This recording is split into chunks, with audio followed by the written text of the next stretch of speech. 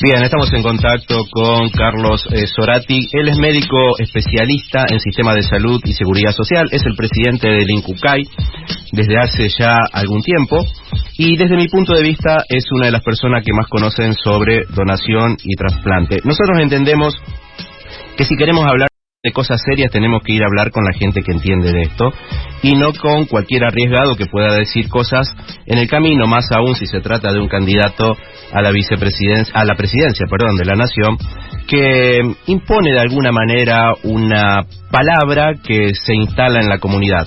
Seguramente el doctor Zorati ya debe haber hablado mucho de esto desde el domingo en que tanto Bullrich como Milei dieron cuenta de situaciones vinculadas con el trasplante de órganos que llamó la atención y despertó también la crítica de sectores vinculados con organizaciones relacionadas con donación y trasplante.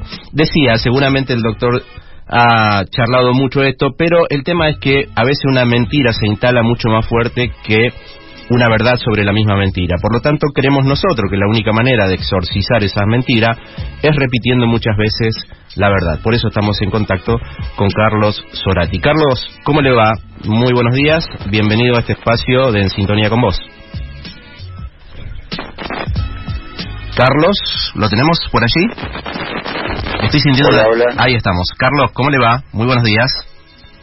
¿Qué tal? Buen día, ¿cómo están? Buen día, ¿cómo está? Bueno, no sé si alcanzó a escuchar lo que decíamos al comienzo en su... Escuché una parte y luego por alguna razón se cortó, pero Bien. Más o menos sí. Bien. Es verdad que he hablado bastante en estos días de este tema, sí. Exacto, y lo que decíamos sobre el final es que la manera de exorcizar una mentira es cuando uno repite muchas veces la verdad, porque la mentira se instala mucho más veces que la verdad.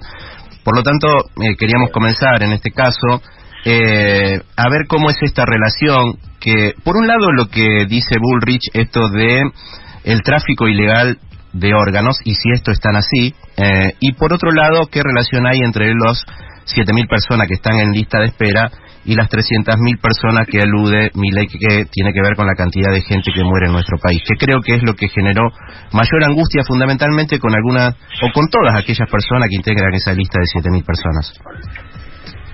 Claro. A ver, podemos empezar comentando que en el mundo, digamos, la mayoría de los países han instalado sistemas de donación y trasplante, sistemas sanitarios, y para ello han necesitado, primero, establecer un marco regulatorio muy preciso, porque hay determinadas cuestiones que necesariamente tienen que ser reguladas. La más importante de ellas es que hay un bien muy escaso, que son los órganos disponibles para trasplante, y hay una demanda creciente de indicaciones de trasplante. Entonces, eso obliga a que en cada país se establezcan criterios de selección de asignación de órganos y tejidos para trasplante con el mejor criterio, que combina criterios médicos, criterios primarios y elementales, que es el orden de llegada de cualquier distribución, y empiezan a actuar factores, digamos, como la perspectiva o el pronóstico a corto plazo, etcétera, etcétera. Se establecen criterios de asignación de órganos que son muy estrictos, muy vigilados, registrados, fiscalizados, precisamente porque el déficit de oferta de órganos para trasplante es una situación mundial, es una crisis mundial de salud, como lo decía un coordinador de la Organización Mundial de la Salud relacionada con esta temática. 150.000 trasplantes se realizan en el mundo aproximadamente cada año. De esos, no alcanzan a representar el 10% de la lista de espera. Eso es lo que pasa en el mundo. También somos parte de esa realidad, y en Argentina el número de trasplantes que se realizan cada año está por encima de esa media mundial. Estamos en 20-25% de la lista de espera. Sin embargo, las inscripciones en lista de espera superan la cantidad de trasplantes. Eso es la verdad de lo que pasa, y es el gran desafío de los sistemas de salud. Esa relación simplista entre número de fallecidos anuales y número de trasplantes no tiene ningún sentido, porque la selección del donante también tiene criterios muy estrictos, y para poder ser donante de órganos, la fuente principal de órganos para trasplantes son los donantes fallecidos, pero en situaciones muy especiales, que es cuando la causa de la muerte actúa primariamente sobre el sistema nervioso central, esto es un traumatismo, un accidente cerebrovascular, una herida de bala en cráneo. Esas situaciones que requieren terapia intensiva llegan oportunamente a la atención de la medicina crítica, del neurointensivismo. Se les coloca un respirador para poder sostener la ventilación. En esas situaciones puede ocurrir la muerte bajo criterios neurológicos, o sea, pueden detectarse signos de la muerte que se certifican con criterio neurológico. Es lo que se llamó muerte encefálica, que en realidad es la manera de morir cuando cesan las funciones irreversibles, en forma irreversible del encéfalo, del contenido craneal. Muerte cerebral, como le decimos en el barrio, digamos, claro, ¿no? Claro. Entonces, aún ante esa situación todavía viene todo un estudio de selección para evitar transmisión de enfermedades. Transmisión de enfermedades infecciosas, transmisión de enfermedades tumorales, etcétera. De modo que la población que fallece en condiciones de ser donante cada vez se va restringiendo más. De modo que en Argentina y en el mundo la disponibilidad de órganos para trasplante no alcanza a resolver la demanda de la lista de espera. Esa es la realidad, y es un proceso muy complejo. Además, cada proceso de donación involucra muchos equipos, muchas instituciones, mucha logística, desplazamientos a distancia, y muchas veces son factores logísticos también los que impiden o reducen la posibilidad de trasplante. O sea que hay muchos factores. El simplismo de decir tanto número por acá y tanto número por allá no sirve para nada. Sirve simplemente para decir, como decías al comienzo, con escasa o nula información de la complejidad de los sistemas, tirar cosas irresponsablemente, digamos. Carlos, esta complejidad en el proceso de un órgano que sale de un cuerpo y se instala en otro, ¿da lugar al tráfico de órganos? ¿Es posible? Porque me parece que la otra parte que se habla poco es la de Bullrich, al hablar de un porcentaje importante de tráfico de órganos. ¿Esto es posible? Digamos, en algunos casos es posible el trasplante de órganos con donante vivo, ¿verdad? Sí. El caso típico es el riñón, que habiendo dos riñones es posible el trasplante con donante vivo, o sea, uno puede vivir con un riñón. En la mayoría de los países esto está regulado de tal manera de que se limita al genéticamente emparentado, o al menos al familiarmente emparentado. ¿Por qué? Porque si no, es una manera de ponerle un límite a esta posibilidad, precisamente para combatir la posibilidad de tráfico, la posibilidad de comercialización, etcétera, etcétera. Ese tema del turismo de trasplante y de la comercialización es algo que hay consensos mundiales muy fuertes que combaten esa posibilidad. ¿En qué casos podría eso llegar a ocurrir? Técnicamente es posible, por supuesto que sí. El asunto es dónde es posible que ocurra. En aquellos países con marcos regulatorios muy débiles. Existen algunas regiones en el mundo donde estas cosas todavía se reportan casos. Sin embargo, las autoridades sanitarias de esos países, en la medida en que detectan irregularidades, actúan. Y entonces nos enteramos de que en tal país, en tal región, en tal lugar fue desbaratada una banda y se metieron presos los médicos, bla, bla, bla. O sea, no es, digamos, son delitos, ¿verdad? Sí. Y como siempre, la posibilidad de cometer delitos depende de la precisión, justeza y fortaleza de los marcos regulatorios de los sistemas de registro, de los sistemas de fiscalización. Argentina está muy lejos de esa situación. En Argentina esas cosas no ocurren porque hay una ley que se actualiza permanentemente, hay un sistema de registro y de gestión de la información que le da una transparencia al proceso de donación y trasplante que pocos países en el mundo la tienen, y hay una organización federal que involucra a todas las jurisdicciones del país. El sistema de donación y trasplante es una organización muy fuerte, muy unida, muy con lazos cotidianos, con las 24 jurisdicciones nacionales, que cumplen las mismas normas, que gestionan la misma lista de espera nacional, que gestionan el mismo sistema de información nacional en forma online, sistema en el cual intervienen todos los actores, desde el médico que indica un trasplante, el que realiza la evaluación de trasplante, el laboratorio de histocompatibilidad que lo estudia, el financiador que autoriza esa práctica, el equipo que lo realiza, etcétera. Todos esos actores intervienen en el SINTRA, que es nuestro sistema de información de donación y trasplante, y todo eso le da trazabilidad. O sea, nosotros podemos, ante cada trasplante, ir hacia atrás y ver cuál es el receptor, el donante. Entonces, esos sistemas de registro de información son la mejor manera de combatir cualquier o de identificar cualquier irregularidad posible. Sí, y enfaticemos... En 40 años de existencia del INCUCAI no hubo una sola denuncia de irregularidad en el sistema de asignación de órganos y trasplantes. Enfaticemos, Carlos, que el SINTRA incluso es abierto, ¿no? Que puede ser consultado por la comunidad, con quien sea, y conocer esa trazabilidad y el destino de los órganos, etcétera.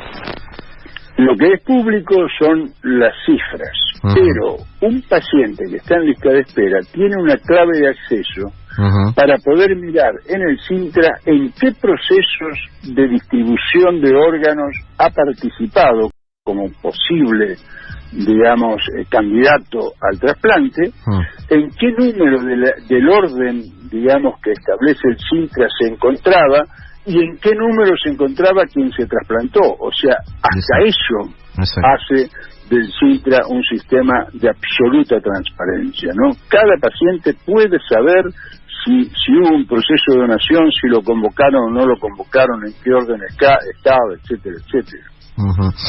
Pensaba que estas cosas, a pesar de la ley Justina, ¿no?, pero que sigue funcionando sobre un pilar de confianza pública, ¿no? Eso sigue... la confianza es fundamental para este tipo de cosas. La confianza incluso en esa propia lista, digamos, ¿no? Que esa lista sea justa, sea equitativa. ¿Cuánto atrasa o cuánto retrasa lo que se ha logrado hasta el momento declaraciones de la naturaleza de Milei o de Bullrich? La verdad, honestamente, creo que ni siquiera lo retrasa. Lo que sí permite es tener una reacción masiva de gente en desacuerdo con eso. ¿Por qué? Porque dice, escúchame, tenemos un sistema nacional de donación y trasplante excelente, transparente. Entonces, el rechazo a esas declaraciones aún fortalecen, creo, el sistema, porque es verdad lo que decís. Digamos, estos sistemas se sustentan en la confianza de la sociedad. Y nosotros percibimos, sabemos, porque se hacen encuestas, se testea periódicamente, de que hay un enorme y altísimo grado de confianza de la sociedad en el sistema de donación y trasplante, que aquellas leyendas urbanas que circularon tantas veces, de la combi, digamos, buscando donantes, o de cosas ya no se hablan casi en Argentina, salvo algún distraído puede por ahí tirar alguna cosa de desconfianza, pero en realidad la sociedad tiene un altísimo grado de confianza en el sistema de donación y trasplante y tiene una alta valoración digamos, de los organismos de ablación y trasplante de las provincias y del INCUCAI. Entonces, creo que es muy difícil destruir esas cosas con declaraciones. No, digamos, no creo que estén en riesgo, sí quedan en ridículo, más bien quienes quienes se suman, digamos, o quienes expresan esas supuestas desconfianzas, ¿no? Carlos, al comienzo de la charla hablaba de una demanda creciente de trasplante. ¿A qué se debe esta demanda creciente? ¿Por qué más? Buena pregunta, porque el asunto es así. Décadas atrás, las enfermedades dominantes que causaban enfermedad y muerte eran las enfermedades transmisibles. Las enfermedades transmisibles, gracias a muchas medidas de calidad de vida, de agua potable, de condiciones de hacinamiento, etcétera, que se fueron superando, y sobre todo, no solo los antibióticos para combatirla, sino la prevención mediante vacunación, fueron perdiendo relevancia en la epidemiología de nuestras sociedades. Y actualmente hay un predominio significativo de enfermedades no transmisibles. Y las principales enfermedades no transmisibles, por ejemplo, la diabetes, por ejemplo, la hipertensión arterial, por ejemplo, los tumores, o sea, van ocupando el primerísimo lugar como forma de enfermar y de morir de nuestra población. Es por eso que muchas de esas enfermedades no transmisibles conducen a fallos de funciones orgánicas. El ejemplo más claro sería la enfermedad renal crónica terminal, que requiere y que felizmente tiene un tratamiento sustitutivo desde la década del 60, digamos, como es la diálisis, y la causa principal que lleva a la enfermedad renal crónica terminal son la diabetes y la hipertensión, o sea, dos de las enfermedades transmisibles más frecuentes. Entonces, la tendencia de esas enfermedades es creciente, y por lo tanto, el número de fallos de órganos, como los riñones, que es el más frecuente en Argentina y en el mundo entero, tienen que ver con el crecimiento, con lo que se llama la transición epidemiológica que nuestras sociedades están sufriendo hacia las enfermedades no transmisibles. Por esa razón, cada vez hay más indicación de trasplante, por enfermedades hepáticas, por enfermedades cardíacas, por enfermedades pulmonares, por enfermedades renales crónicas, no transmisibles, que conducen a un deterioro tal de la función que en algún momento de la evolución, digamos, el tratamiento de elección es el trasplante, y entonces ingresan a la lista de espera. O sea que las listas de espera tienen un crecimiento constante en la mayoría de los sistemas de salud del mundo. Por lo tanto, me parece que la presión también sobre el trabajo que se hace sobre los donantes va a ser mayor también, porque a más extensa esa lista, mucha mayor necesidad de donantes. En nuestro país, en relación con la cantidad de habitantes, ¿tiene un lugar de expectativa mundial? ¿Cómo está funcionando eso, doctor? En Argentina hubo, digamos, en este siglo, digamos, una serie de intervenciones y de programas que fueron incrementando la disponibilidad de órganos. Hacia el comienzo hubo un programa que se llamó Programa Federal de Procuración, al comienzo del siglo, digo, que incorpora la figura de la coordinación hospitalaria de trasplante. Eso, en los hospitales de mayor complejidad del país, se instaló ese sistema, digamos, donde un especialista era el responsable, digamos, de la detección y del inicio de los procesos de donación.